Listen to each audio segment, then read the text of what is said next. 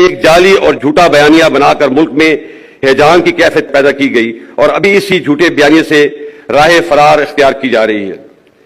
Senior military leadership کو غیر مناسب القابات سے پکارا گیا۔ میں آپ کو واضح کر دینا چاہتا ہوں کہ فوج کی قیادت کچھ بھی کر سکتی ہے لیکن کبھی بھی ملک کے مفاد کے خلاف نہیں جا سکتی۔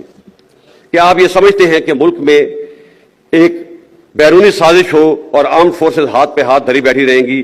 یہ ناممکن ہے، بلکہ یہ ایک گناہ کبیرہ ہے۔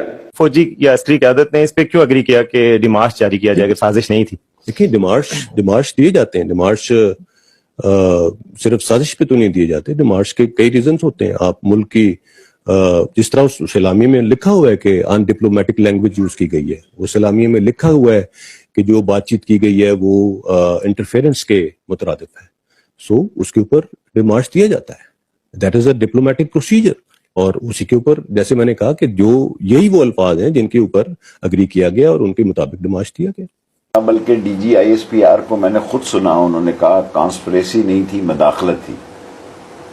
اب مداخلت کانسپریسی سے بھی زیادہ خطرناک ہے، وہ مجھ سے ویسے ہی خفا ہیں۔ سو میں نے خود ان سے سنا کہ بھئی یہ کانسپریسی نہیں تھی، یہ مداخلت تھی۔ مداخلت تو ملک کی سالمیت کے خلاف اور خوفناک سازش ہے۔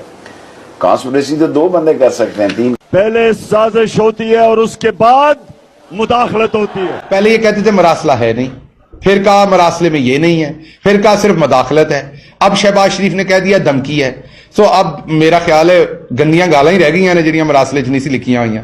شاید وہ لکھتا کوئی ملک تو شاید پھر ان کو لگتا کہ ہماری غیرت کو کچھ کہا ہے۔ میں نے جو سائفر ہے نیشنل سیکیورٹی کاؤنسل میں رکھا ہوا ہے، پارلیمنٹ میں رکھا ہے، صدر نے چیف جسٹس آف پاکستان کو بھجوایا ہے، کیبنٹ کے اندر رکھا ہے۔ جو اسد مجید جو ایمبیسڈر تھے واشنگٹن میں، جس کی ڈونلڈ لو سے بات ہوئی، انہوں نے شہباز شریف کے دور میں نیشنل سیکیورٹی کاؤنسل میں بیٹھ کے کہا ہے سائفر کا یہ بالکل وہ جو میں کہہ رہا تھا وہ باتیں ڈونلڈ لو نے صحیح دھمکیاں دی اس کو کہ عمران خان کو ہٹاؤ۔